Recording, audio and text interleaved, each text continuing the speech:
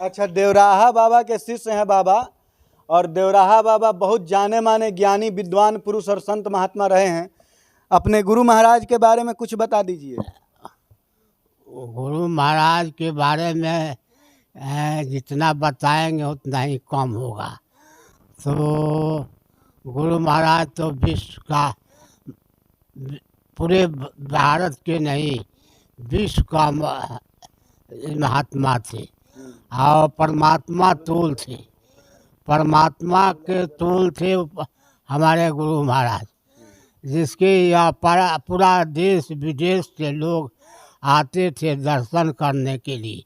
आज भी लोग उनकी अनुयायी आते हैं और कई देश के लोग आते हैं।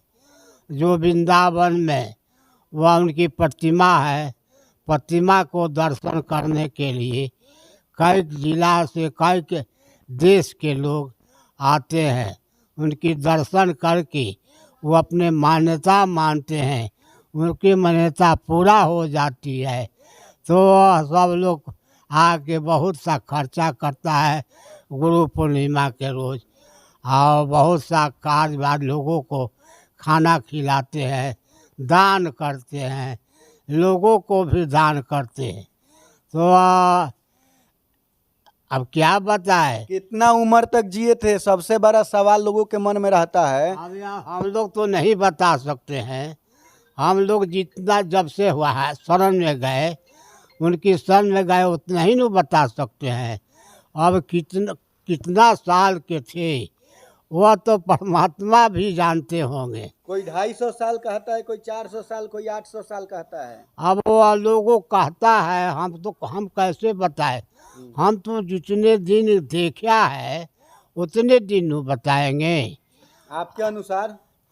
हमारे अनुसार तो करीब 150 बरस के करीब में होंगे।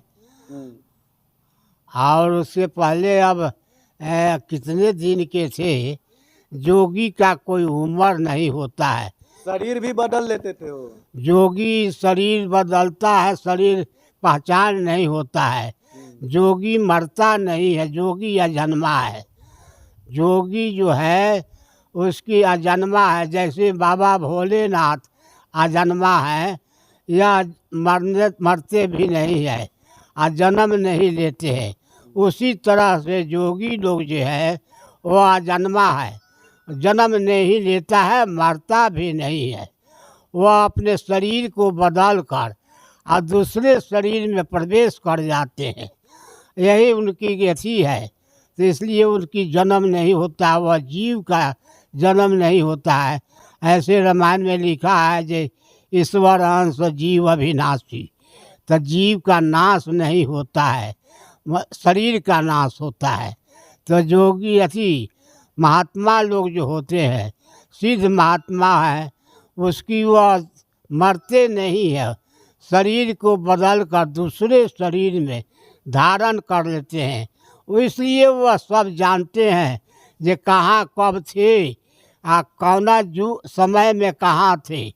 वह इसलिए जो वह हजारों बरस 2000 बरस महात्मा लोग रहते हैं।